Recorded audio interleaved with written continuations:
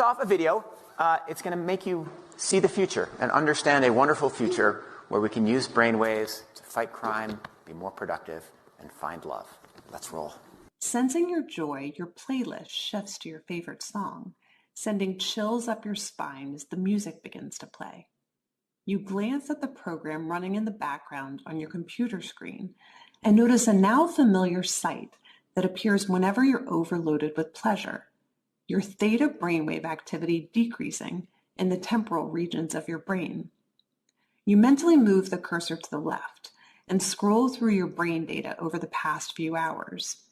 You can see your stress levels rising as the deadline to finish your memo approached, causing a peak in your beta brainwave activity right before an alert popped up, telling you to take a brain break. Your mind starts to wander to the new colleague on your team, whom you know you shouldn't be daydreaming about, given the policy against intra-office romance. But you can't help fantasizing just a little. But then you start to worry that your boss will notice your amorous feelings when she checks your brain activity and shift your attention back to the present.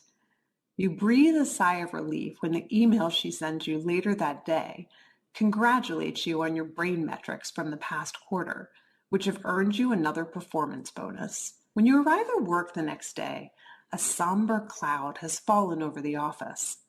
Along with emails, text messages, and GPS location data, the government has subpoenaed employees' brainwave data from the past year.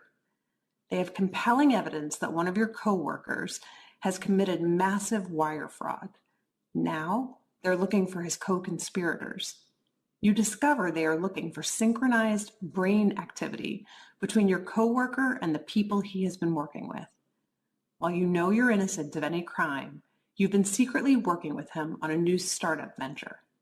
Shaking, you remove your earbuds. What do you think? Is it a future you're ready for? You may be surprised to learn that it's a future that has already arrived. You may be surprised to learn that it's a future that has already arrived. Everything in that video that you just saw is based on technology that is already here today.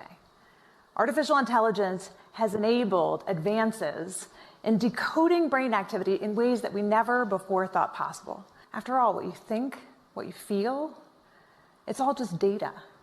Data that in large patterns can be decoded using artificial intelligence. We're not talking about implanted devices of the future. I'm talking about wearable devices that are like Fitbits for your brain. The newest way to monitor attention is through a device like this one. These are ear pods that are launching later this year. These ear pods, much like the video you watched earlier, are ear pods that can pick up brainwave activity and tell whether or not a person is paying attention or their mind is wandering. Okay, well, you might think, fine, but even if we can tell whether a person is paying attention or their mind is wandering, you can't tell what they're paying attention to. You would be wrong.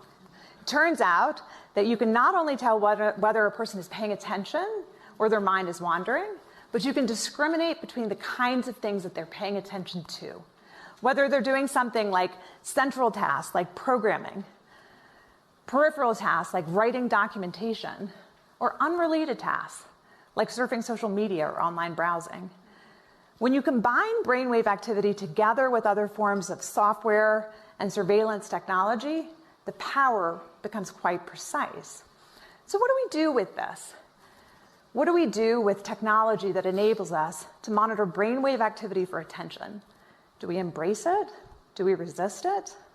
I believe that there is a pathway forward with such technology. We might soon even use the technology to help people wake back up. This is a haptic scarf that MIT Media Lab has developed, which uses brainwave technology in a responsive way to give a person a little buzz, literally, when their mind starts to wander, to help them refocus and hone their attention. I'm giving you the positive use cases because what I don't want the reaction to be is let's ban them.